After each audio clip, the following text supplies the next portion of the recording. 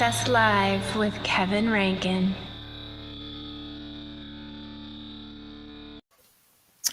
Hello, everybody. Look at this. It's the first on-set location for All Access Live this season. And again, we're continuing the heroes of the region. Right now, we've got a wonderful guest. But before I get started, let me thank my sponsors at 5 Star Guitars. You probably already know this, but 5 Star Guitars is based in Beaverton, Oregon. Since they're in Oregon, that means that there's no sales tax here. So if you're interested in playing guitar and you go to this link below, 5 Star Guitars /All Access Live, and go to use the promo code of All Access 15, you're going to save 15% off of everything you see. Plus, there's no sales tax, so you'll save a ton of money. Let them know that I sent you. They also do repairs. They do lessons. And speaking of lessons, repairs, and other equipment, my favorite drum shop around, Rhythm Traders, is also a great sponsor of the show. If you go to rhythmtraders.com, you'll see another Oregon-based location, which means there's no sales tax. So if you mention All Access Live, they will give you 10% off everything you see. Let them know that I sent you. We'd appreciate that. You might hear some crazy noises in the background. This is going to be fun. We're going to introduce you to somebody special. But before we do, let me also say that if you're watching this on anything else other than YouTube, do me a favor, go to the link below, youtube.com/All Access Live with Kevin Rankin, and hit the subscribe button. You may have seen that in the video at the intro. If you hit the subscribe button and then the little bell, you'll be notified about all of my upcoming guests. And I've got some good ones.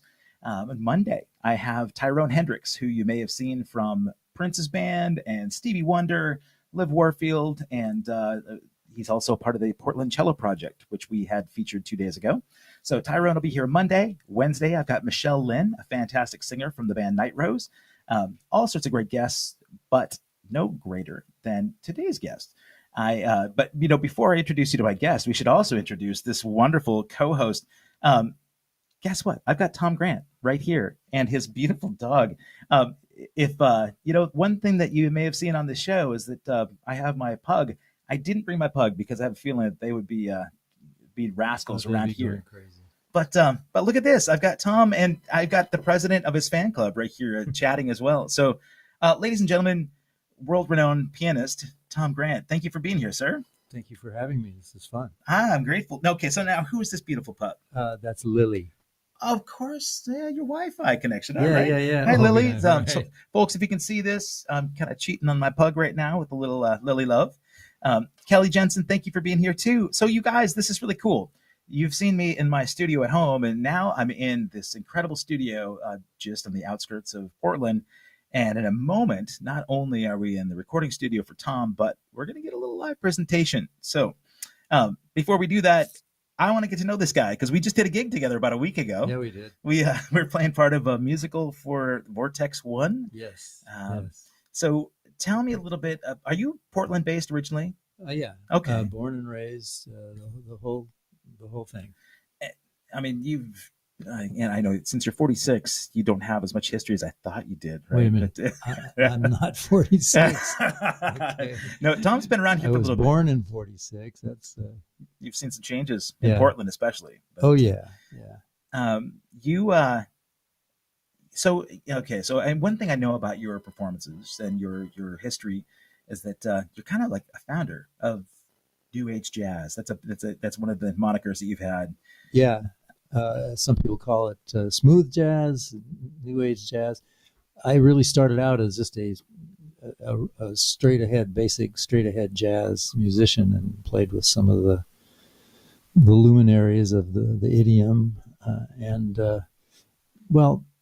We can start wherever you want to start, but I owe a lot of thanks to my buddy Ron Steen for busting me out of my teaching gig back in, about 1972 or 73. I was teaching in a small town, Mill City, Oregon, down in the St. Anne Valley. Poor Mill City. They got, the fires. The fires just ate them up. But so I was teaching there for a couple of years, and I had nice classes. I was teaching in the high school. I was teaching social studies.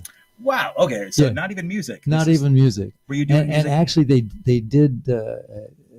did recruit me to play for the choir, the vocal the vocal class. So they were hip to your talent, at least. Yeah. What, And I mean, what a drag, though, that they didn't really get to use. I mean, who knows? You may be an incredible social studies teacher too, but you're playing. not really. Were you gigging on the side then, or no? Well, in the second year I was down there, I think my wife and I started driving up to Portland on the weekends. Okay. And I think I did a few gigs. And the buddy of mine that was really instrumental in getting me to change my course was Ron Steen, the drummer. Yeah, you know amazing. Ron? Oh, of course. Yeah. And he's he was a mentor also. Taught me so much about the world of jazz. Okay. Because he was really part of it. When I think about, like, so you mentioned 72, you were teaching, and Ron kind of pulled you out of that. My father also was a teacher and a jazz musician, played right? sax and clarinet. Is that right? He's in a Dixieland band. Oh, and okay, cool. So the 70s, I spent my childhood going to watch his band rehearsals, and so my appreciation for jazz was a little bit different. It was, Dixieland was a little bit different than traditional straight ahead. Yeah, definitely. He played a lot of that stuff, but I think, at that point, the gigs that I got to see, I was in Montana, right? It was, kind of like small town Mill City. Yeah. But in Portland, it's known for having a real rich cultural background. I mean, great, R&B and funk and great pop stuff. So growing up in Portland, prior to your teaching gigs, were you going out and seeing live music and being inspired that way? Not really, because to back up a little bit, my brother was a jazz musician. Okay. And so occasionally, I guess I was right on the edge of the age where I could get into bars and stuff. And I did get to see him play with Jim Pepper. Do you know that name? Yeah. Yeah, a great saxophonist that, and I later on I played with Jim a lot. But no, I was I was a high school kid, and I did play at a place, an all ages place downtown called the Cafe Espresso. And Cafe Espresso was run by this really cool guy named, what was Darcel's name before she was Darcel? It's somebody out there that's watching. Yes, please let me know. It'll probably pop into my head. Walter Cole. Okay. Yeah, he owned the Cafe Espresso. And I was a senior at Grant High School, and because of my brother, I hung out with some of these people. There was a little enclave up in the hills and just above downtown Portland, and they called it the Village. And the Village was full of beatniks and hippies and musicians. Really? Okay. Yeah. Carl Smith lived up there. A bass player named Ike Enyart, and Carl Smith. Did I mention him already? Carl Smith was a saxophone player. Oh, okay, all right. Yeah. And anyway, so that was a big part of the Portland jazz scene. It was just a bunch of hippies and pot smokers and stuff. Yeah. And I used to go up there, and our first rehearsal, me and Ron Steen, and I forget who the bass player was, if he was living up there. Our first rehearsal for Carl Smith's band was up in the Village. Okay. And it was Ron and me and Carl, and Pepper. That was who was with us then. Man, this was a long time ago. Yeah, no, you remember this pretty well, though. Tell me about the Village, that area. Were there several different venues that people were playing in? No, the Village was just places, some funky houses that were all together right on the hill. Okay. Upper Hall Street is where this was. They were just funky places, and the city vowed to condemn them, and they tried to get them out of there. But there was pushback from the from fans and from people who were part of that milieu, so they lasted quite a while. It's funny because from what it sounds like to me, that area was kind of the weird part of Portland, way before Portland was weird, right? Yes, So, yeah. yes, they were truly weird. Yeah, it's authentic. I mean, that. Yeah. I've had conversations with people that are from here that have moved away that were kind of disillusioned because when moved into Portland, trying to create this so-called weirdness, Oh yeah, yeah. it's inauthentic. It's really, right. And Right. I moved here from Montana, where everything seemed eclectic. But I grew up as an artist's son, right? And so I was used to weird. And, yeah, right. And I expected weird. I think it's one thing Yeah. that I gravitated towards Portland. But that area and that would have been in the 50s, 60s, 60s. Oh, okay. Yeah. So beatnik time for sure, right? And this is the British invasion. And how did that kind of inspire the village vibe? Was that happening at all? Like No, I mean the British invasion wasn't that more of a pop and rock Sure. thing? Yeah. And the village was all about jazz and poetry and hipsters, just full beatnik. That's so cool. Yeah. Like, kind of like Haight-Ashbury Yeah. of San Francisco. And Sure. and was okay. Now this, pardon my ignorance, was there kind of a circuit of people that traveled in that circle that might have gone from San Francisco to Portland to Seattle that were all part of that community? I think so. And here's where, because I was just the kid Okay. that hung around, and I didn't really have all the history of it, but so I can't really say. But it was. I'm trying to think of names, and this is killing me. But there was Louis Bunce. Does that name ring a bell to you? It doesn't. Tell me about him. He was a painter, and his son was a guitar player, a really good jazz guitar player. I can't think of his first name, but Louis Bunce was, a hell of an artist, and he was known throughout the world really for his. He had some of his paintings were up in the in the airport. Oh, okay. The main building of the airport. Anyway, so but I actually started doing gigs at Cafe Espresso. Okay. Now at Cafe Espresso downstairs was an after hours club, and Walt Cole still ran this, and this is long before he ever decided to be Darcel. Okay. And they had jazz going from like 8 o'clock until 4 or 5 in the morning. Wow. Okay. Yeah. Was it kind of a speakeasy vibe, where you mentioned downstairs? So I kind of picture going through a bookshelf somewhere. Yeah. No, it wasn't that clandestine. Okay. It didn't need to be, because it was an all ages place, but no alcohol. Wow. Yeah. People were there just for the appreciation. Just for the vibe. Yeah. Wow. Right. Don't you wish there was some support like that now? Yeah. We're in the midst of pandemic, right? So Yeah. Some venues are starting to open up. We just, as I mentioned, we did a gig a week and a half ago together.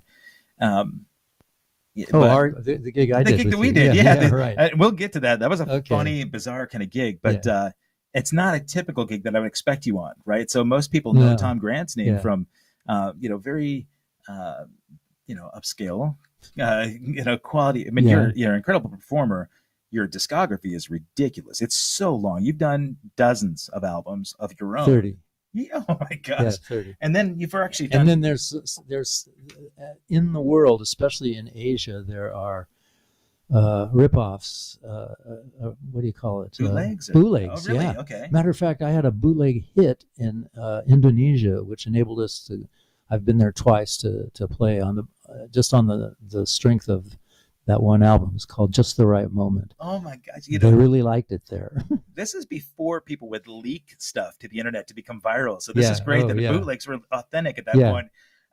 Well, let's get into that. So you talked about the early days. You're at the Village playing with Ron Steen and Pepper, and you've got probably developed a following, right? People in the area at least recognize these guys they're quality players. Oh yeah. But it was a small following of hipsters. Yeah. Well, to be able to get this sort of national or international recognition then? Tell me about that development. You mentioned teaching. Yeah. You just decided, all right, the heck with teaching high school. I'm going to do music full time. Right. And this was a phone call, the legendary phone call from Ron Steen. I had started playing gigs with him and Pepper at a place called The Helm in Portland. It was a lovely little bar on Northeast Broadway. And so Ron decided to call me one day, and I can't remember all of the language, the words that were used, but the message was, you're a good enough player. You should quit what you're doing down there, and come up and be a musician, and you'll have all the gigs. And well, he wasn't totally right about that. It took it took a while. Okay, but it did. We were ready to do that. My wife and I, at the time, we were ready to move to Portland. And actually, let's see, where did we go? Yeah, we moved to Portland, and then I started working a lot. But you mentioned that he wasn't totally right, so there's some times of struggle there where you. Oh yeah, right, yeah. So, but we had some very fortuitous events, and luck was with us in ways. Like, for instance, Ron and I and a really nice bass player named Nate Higlin were playing after hours. Go figure. I mean, right. We were actually doing an after hours gig, and I don't know if you've heard of Woody Shaw as a trumpet player. Of course, yeah. Okay, so Woody was in town playing a gig. Decided to come down there to the place where we were playing. He heard that there was some kind of jazz, and he ended up sitting in with us, and he hired us to do a gig that he had coming up in Vancouver, BC. Oh my gosh! That was the first gig of any consequence, besides my Portland gigs, which were all very consequential, but sure. Not like that. I mean, Woody was what's the jazz magazine? I mean, Downbeat. Downbeat, yeah. He was winning Downbeat polls, and then Woody gave our name to Joe Henderson, who was a saxophone player, and Ron and I ended up touring with Joe for, I don't know, a year or a couple of years or something like that, off and on. But that's an artist dream, right? Yeah, I mean, on this show, I've talked to a lot of musicians who their big break came from just that one chance meeting, right? And so, musicians, if you're watching this and you're a new musician, I've said it on more than half the episodes, having all the chops is not all of the equation, right? No. So you can have all the chops and you can be playing at a venue. It happened for a couple guys, Buddy Rich in terms of jazz. The only reason it worked for Buddy Rich is not only was he a great player, but he had his own band. Nobody was hiring Buddy Rich to play in their band because he was too difficult. If you have, the attitude and the ability to hang is such a huge part of it, right? Yes, so of course. So Woody Shaw gives you guys a call, and he sits in with you. Yeah. Obviously, there was chemistry on stage. He knew you had the chops. Yeah. But you guys were, it was hip, right? Yeah. Oh, yeah. And I was so freaking nervous. Were you? Like our first night on the gig, and oh my God. But you mentioned Buddy Rich. Yeah. See, later on, I'm touring with. I was touring with Tony Williams. Oh my God! Are you kidding me? No, that was the most full gig. Wow. Yeah, Tony was the legendary drummer with the Miles Davis band. He transformed them. Absolutely. And he and I were like the same age, almost exactly. So he was a 17-year-old kid playing with Miles Davis. Yeah. And Lifetime, one of my favorite records, man. Yeah. Unbelievable. Yeah. Man. Okay. Well, we'll get to but that. But I was just going to say, yeah. we were at an airport on our tour, and Buddy Rich was there. And the vibe between Buddy and Tony was so bad. Oh, yeah. I mean, here were a couple of giants in their field, but, totally different kind of drummers. And you could just feel you could cut it with a knife, the resentment, the bad vibe between the two of them, but both great drummers, both of them. Of course. And all these guys that I played with, they're all gone now. Well, okay. Like Joe Henderson, Woody Shaw, fell off the platform in front of a subway train. He was almost blind, totally. Okay. Anyway, That's I'm getting off the. that's okay. You're carrying the subject here. torch. I cannot pass up this opportunity to ask about the Tony Williams thing. Yeah. After this experience in the airport, I'm curious. Did he give you some insight? They've obviously met before, right? So he had buddy stories. Yeah. But he didn't share them with us. Yeah. And probably if the band had stayed together longer, the conversations would have gotten more interesting, intimate, and whatnot. But at least not on that one. We did hear about some other people, but nothing's coming to mind right now. But he did talk a lot about Miles. Yeah. And he loved Miles, and Miles was an ass kicker, but he was sounded like a really good band leader. That conversation comes up a lot too. I've talked to quite a few people that worked with Prince in the day. I'm a huge Prince fan. Yeah. Anybody that worked with him talked about how, it was difficult because he worked 20 to 22 hours a day. Yeah. They'd say, he'd call and say, be in the studio at 4:00 in the morning. And when they'd show up, he'd already be there and he'd been there all night. But the thing was, he never asked them to work harder than he did. Right. So, if somebody's a real difficult person, it's because they challenge you, and I've listened to all of those audio tapes with Buddy, and it's really hard to listen to, just to hear how he talks to his band. Oh, yes. It's just, he's notorious for having that attitude, but relationships are so important, and, so at this time when you've grown from, taking the Shaw gig, and then you got recommended for some other gigs, these are all ensemble gigs that you're doing. And Ron followed you through these projects then? Ron was also playing drums on the gigs you got recommended for, or some of them. Okay. Yeah, especially the jazz, the gigs with jazz guys. Okay. Like Woody Shaw, Joe Henderson. Yeah. Was a tour with Ron. Ron ended up playing a couple of gigs, I think, with me, with Charles Lloyd, but I didn't do that many gigs with Charles. He was very difficult. Yeah. Hi, Charles, if you're out there. Yeah, I'm sure. I'm sure you know it. That's some of them wear a badge of pride, right? Yeah. For being. But I was thinking about the relationship you have with Ron. The rhythm section, right? Drummers and bassists have this sort of unspoken chemistry oftentimes. One thing I noticed about just playing with you the other night, just to tell you guys, this gig was really informal. Nobody rehearsed this gig. It was you showed up, there were some charts there, and there was a musical written for a festival that happened in 1972.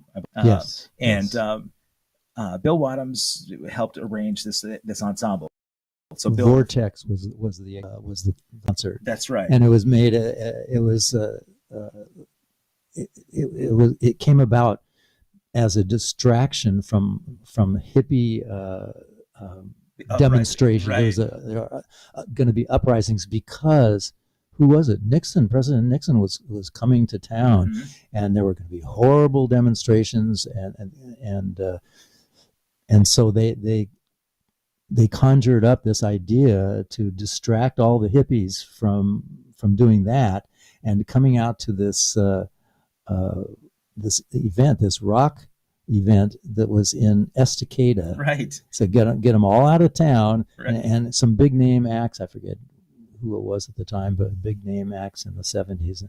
And that was Vortex, and Bill and Sue Mock wrote some beautiful songs. That's true. That capture the essence of that time and that particular event.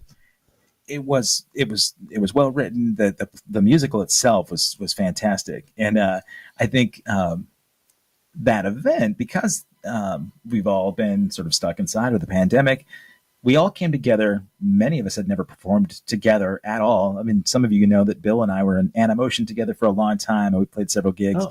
Bill and Tom have known each other for quite a while, Yeah. but the relationships that happen on stage, there was a lot of unspoken stuff. And one thing I noticed about your playing was that you were, to me, it was flawless, and you contributed so much. You're a at the sake of sort of blowing you up, you've got all these great abilities, but you played just what was right for the part, even if that wasn't written for you in front of you, because it seemed like it contributed to the music. The singers that were there were phenomenal too, and I'd never seen some of those before. And I think, we walked away. I walked into that room, honestly, not expecting much. And I hate to admit that, but I want to go and show and just give my 100%. But I walked out of there thinking I had a complete new respect for some other players. I knew that you would be phenomenal, but what you brought that night was really something special, because people that showed up in the room that didn't know that you were going to be there left thinking, who is this guy? This is not a smooth jazz player. You were rocking that night, man. And you were, you became a rock and roll player. So had you kind of... Well, thank you for saying that, because I thought, I kind of went away from that thinking, did they really need me on this gig? So, oh man, it helped a ton. And I good. Well, that's nice to hear. I was drawn to your playing, actually.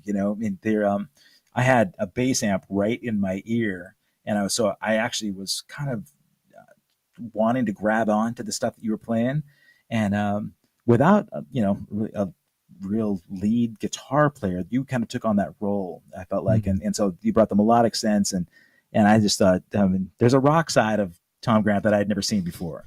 So it's kind of what I was getting to, is the relationships, but also maybe some of your other interests outside of jazz, or do you have a secret love for some boogie woogie or rock and roll stuff? Oh yeah, I mean, I've played. I had a rock band in Southern California for a while. We were managed by this guy named William McEwen, who also managed the Nitty Gritty Dirt Band. Wow. His brother was in that band. We used to get together and jam on not country, what do you call it? Bluegrass. Yeah. tunes. Okay. Right on. But yeah, we had basically a rock band. We were kind of big on vocals, like 4-part harmony vocals, mamas and papas kind of stuff. But different crowd for that, those gigs, huh? Yeah, totally. But the Vortex thing, that show with the music written by Bill and Sue is coming up. I don't have the date in my head, but for the live performance. Yeah, the live performance. I know that if you go to vortex1.music, you can find out about the upcoming performance, and you should. It's a wonderfully done musical. The performers on it are great, and like Tom said, Sumac and Bill Wadhams put that music together, and it's very theatrical. It's really fun. So we all kind of need we need a little bit of the humor right now too. So there's it's amazing. I saw the dress rehearsal right at the beginning of the pandemic, where they ran through it, and it wasn't even, there were no props. It was nothing really elaborate, and still I came away feeling like, because I didn't know about the festival before. It's a thing that you would have had to have been around here then. It was like a mini Woodstock, really. It was, and they were kind of imitating that, trying to cop the vibe of that totally. And some of the political leaders would just be unheard of today. Tom McCall was the governor, and he's this the guy that plays him is perfect. And Tom McCall used to have he used to do news on TV, and just there's something, I can't imitate it. I wish I could, but the way he talked was so unusual and kind of stiff and old people talk, for us. But he came through, and I don't know. Come and see the show, and you'll see the way he got talked into doing this thing. At first he's going, "What, a rock concert with a bunch of hippies running around?" And long story short is, yes, they had this concert. It did exactly what the people who were in back of it, who were behind it, and it did exactly what they had promised, which was to deflect attention away from Nixon and the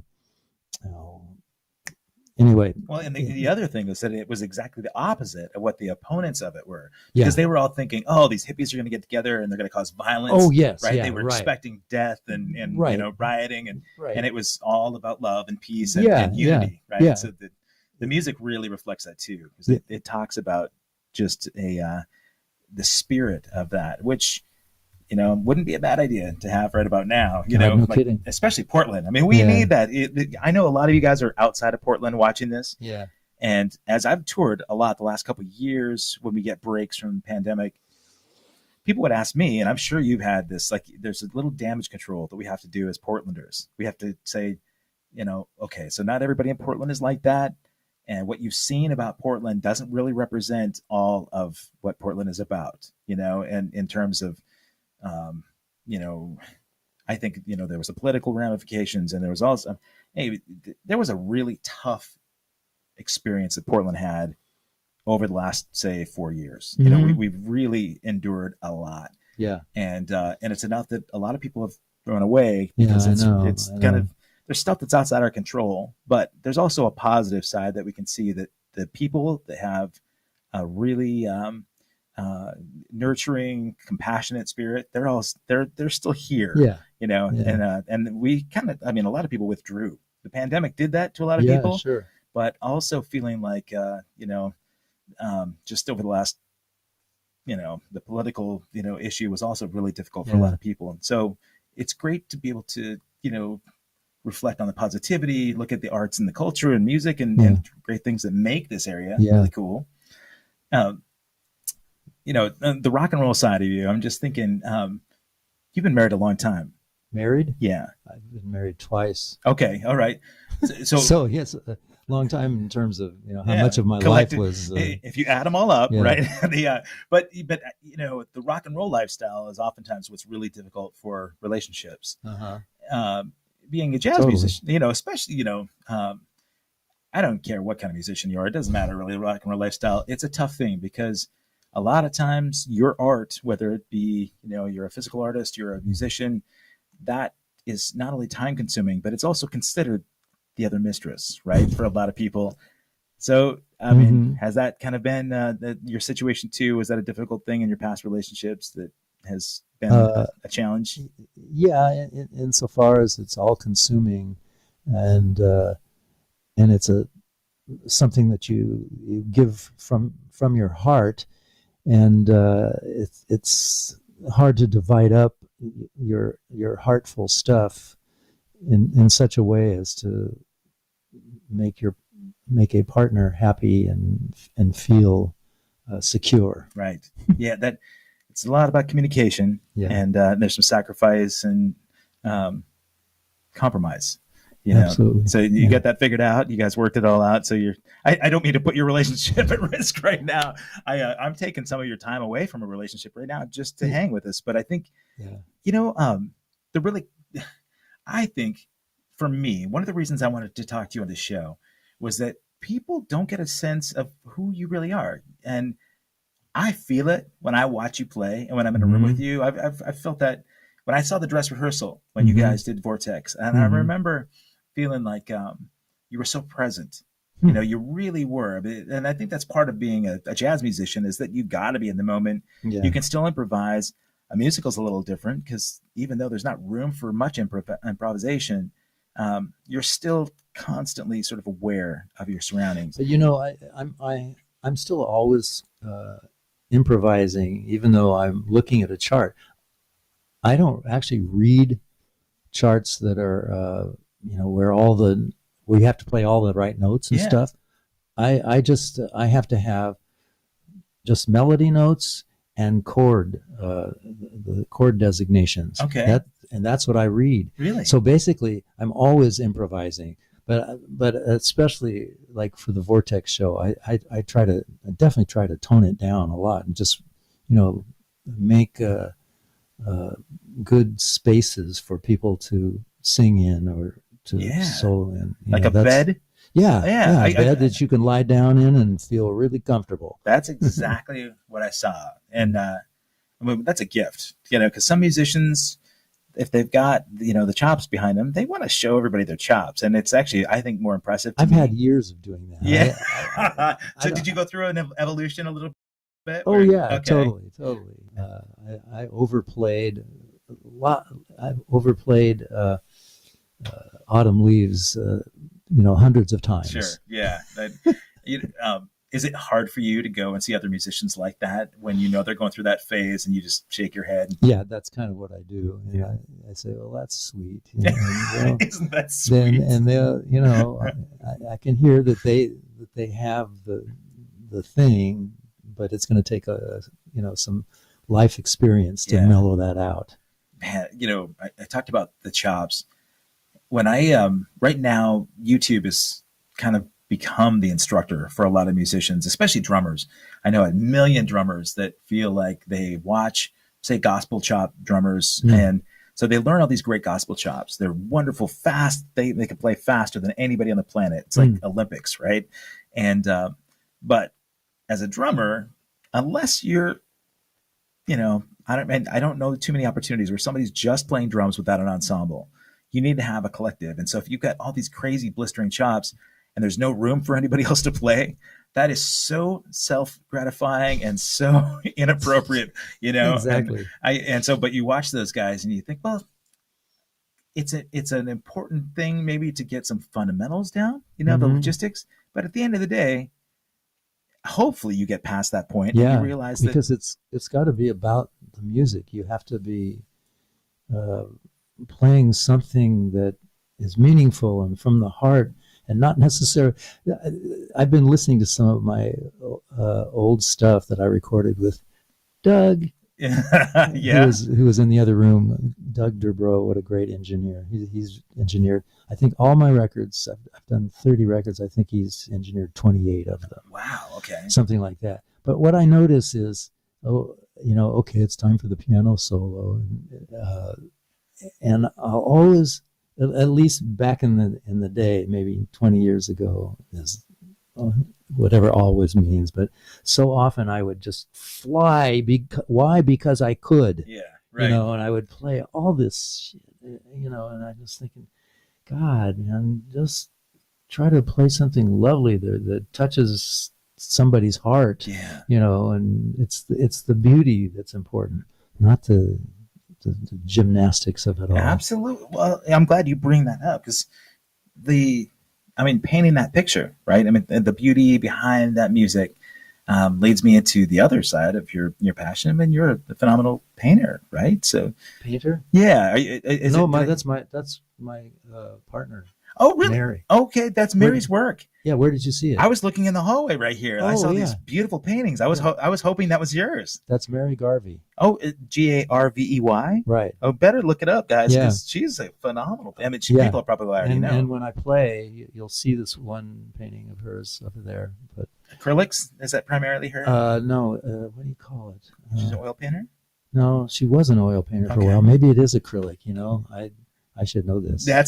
Mary, if you're watching, you can correct us right here. And so I didn't get a tour of the house, but as we came into the studio, it's a really nice, beautiful, tucked away in a nice pocket of Portland.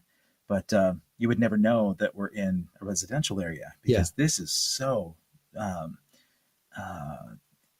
comfortable here. Oh, good. Do you do a lot of your records here? I have done like at least half of them. Okay. And you've got a drum kit over there. So who's been recording drums for you lately? Well, I tell you, the last person to record on this drum kit was me. Really? Yeah. Oh, no kidding. Yeah. So I multi-instrumentalist here. Well, I started out when I was a kid. I started out on drums, and I've always, like, my dad was full of rhythm. He had been a vaudeville tap dancer. Okay. Yeah. So that's the Buddy Rich connection. Yeah. And so when he'd be sitting at the table or something like that, he'd always be kind of riffing out just with his fingers, and that's where I got that respect for the rhythm and how important it is, and how much fun it can be. Sure. If you don't clobber people with it. Yeah, I mentioned that I had Portland Cello Project on a Yes. couple of days ago, Yeah. and I don't know if you've seen that organization, but they've got 9 cellists, and they also have a group of singers that have been playing Tyrone Hendricks on drums.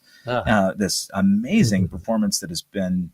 They do different tributes at points. They're going on this tour throughout the Midwest next month, and they do a tribute to Prince. And so one of the cellists, Skip Von Kuski, just came on and did a beautiful, just a couple of performances from Bach on the show. Mm-hmm. And it was so nice to get a warm, intimate look at that side of music without having to go into a club or get out. And so I felt like, I'm blessed to get to walk into rooms like this. And you got this incredible piano right behind me. Oh. And I'm just wondering, if people would at least get an opportunity to hear some Tom Grant before we run out of here. Yeah, sure. I didn't set up asking you to play any particular piece. Is there anything that we get to hear from you today? Yeah. I mean, I actually didn't think enough about what I want to play, but I'll just go over there and. Okay. You want to have me play now? I would love it. Yeah. Before we do though, you know what, guys? Let me do this. I've got a caption here. You can actually go and see the discography. TomGrant.com is a website built from Bill Wadhams from Animotion. Yes. And Yes. it has a list of your records. It's got a great biography about all the stuff that you've done and some fun history. Before I have you play, let me just ask a couple of regular questions that I love to get from people. Okay. Number one, away. People that know Tom Grant, I think they know Tom Grant. I love to know about people's guilty pleasures. Is there anything that people would be surprised to find out about you? Well, for 20 years or so, I've been doing hot yoga. Oh, really? Yes, that's the main exercise I get. That's how you keep this physique. See, this is So great core stuff, right? Yeah. Good stamina. Oh yeah, it's tough. And I'm really into baseball. Oh, okay. Major League Baseball, or yeah, okay. Major League Baseball. But bless you, dear. Bless you, dear. Lily sneezed into the backdrop. Yeah. She's not a big baseball fan, obviously. Yeah, she's sneezing at that. Are we going to get baseball in Portland again, or ever? I have given up. I've given up hope. I mean, there was talk about a year ago about you're talking about Major League Baseball. It doesn't look like it, but who knows? It's all about the money and the market, that sort of thing. So. You have a team of choice. What's your team? Well, I watch for a long time. I was a Chicago Cubs fan. Okay. Just because the vibe there, and we played one time at the Cubby Bear Lounge, which is right across from from Wrigley. Wrigley Field. I've been there. Yeah. So, but I used to love those. Telecasts with Harry Carey and Steve, what's his name? So that's about as far as it goes. I don't have any weird hobbies or anything like that. No, that's a good one though. People don't get to know that about their musicians. When the fact that there's a lot of times musicians in sports don't go a lot. They don't go if I know that certain musicians frown upon sports fanatics. And so, but if you're a baseball fan, first game I ever saw was at Wrigley. Actually, is that right? I sat right down next to the dugout and by the warm-up circle against Padres. Wrigley is something else. Yeah, but I've tried to in my travels. I've tried to go to a lot of the iconic stadiums. I've been to Yankee Stadium. But Yankee Stadium is different now, right? The name? It looks like the old stadium, but I think it's a brand new stadium. Right. Whatever. But I've in my travels, I've tried to get to what's the one in Boston? I haven't been to that one yet. Fenway. Fenway Park. Yeah, no, I haven't been to that one yet. But with the Green Monster, right? Yeah, with the Green Monster. Yeah. It's funny. I'm not even a real baseball fan, but the only 2 stadiums I've ever been in. Yeah. Well, I've been in Safeco in Seattle, but but I hadn't seen a game there. But we're at Yankee Stadium and Wrigley. Those are the only 2. Yeah. But Wrigley's great. The other question I have for folks that's, for me, very interesting is the concept of legacy. Man, you've got 30 records out. You've done a lot more outside of your own albums with recordings with other people and performances. Not a lot more, but yes, you're notable, some. man. Yeah. Worldwide. I mean, Yeah. people know Tom Grant. As you get to the end of your days, far down the Mhm. road, and you're looking back at your life and you're thinking about contributions or maybe what you want to be remembered for, what do you feel like that's what you'd like to leave behind as a legacy? I would say beautiful music. I mean, I want it. That's what I strive for, and if I score on that point, that's what I'm going for, is to have sheer beauty come out of that piano. Yeah. And knowing Doug helps a lot, because he has the same motivation and desire, but with sound. Okay. As we were setting up and Doug was helping get the logistics here, Yeah. and you just warmed up on the piano, it sounds so beautiful in here without mics Yeah. and anything else, just the sound of this room, sound of the piano, the sound of you. Yeah. So, I think people are going to get a treat. Well, that's a good lead-in, maybe. I think so. Yeah, this is fantastic. So guys, if you came in late, I want you to do me a favor.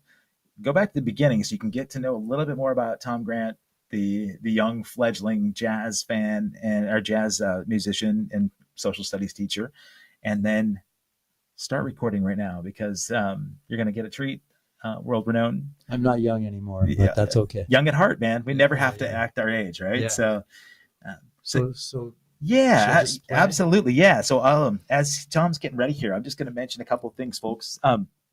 Is that vocal mic going to be on, Doug? Is that no, not okay. And I'm going to point my mics over to you when you start playing here. But we have a couple of amazing guests. I'm going to talk to you guys about it just briefly here. Coming up on Monday, we've got Tyrone Hendricks. I mentioned that he is he's been in Stevie Wonder's band and Prince's band. First time I saw him was with Liv Warfield. We're really fortunate to have him right here in the Portland area, and so I'll be talking to Tyrone. Wednesday, we've got Michelle Lynn, the incredible singer from the band Night Rose here in Portland. On the 16th, Mike Skill, my bandmate, you know him from the Romantics as a guitarist and songwriter. He wrote What I Like About You and Talking in Your Sleep. He also has a brand new album called Skill. And so we're going to talk about the new record and some of the stuff that Mike has going on. We're going to be doing some live shows, which will be really, really cool. And so we'll talk some about that. Maybe we can play a little bit of the new music. And then on the next day, one of the biggest supporters of the Portland music scene is a dear friend of mine, Mike Klaus. Mike is going through some medical stuff right now, and I realized this guy has contributed more to the music scene and artists in this area than almost anybody I know. And so we're going to have a great sort of behind the scenes conversation with Mike Klaus, talk to him about some of the artists that he's found that maybe you didn't know about. And then he can share some stories. He and I shared some crazy experiences. And so the stuff that can be publicized, we'll talk about it. And so now that he's back behind the ivories, I'm going to turn this camera around and I'm going to give you guys a quick look at the wonderful sound that is Tom Grant. So thank you guys so much. If you came in late, please subscribe to the YouTube channel. And I'm just going to send this off with Tom. So folks, thanks again for coming. And we will see you Monday with Tyrone Hendricks, 5 p.m. Pacific, right here, youtube.com/allaccesslive with Kevin Rankin.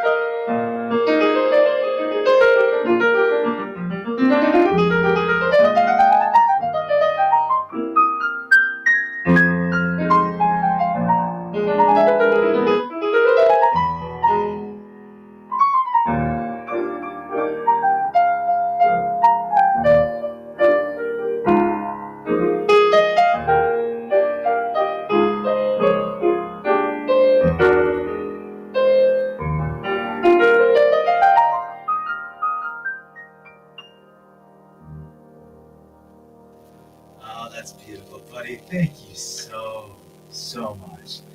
Tom Grant, ladies and gentlemen, thank you for being here. And subscribe so you can come back and watch this later. Thanks again, Tom. Thanks, Kevin. All right.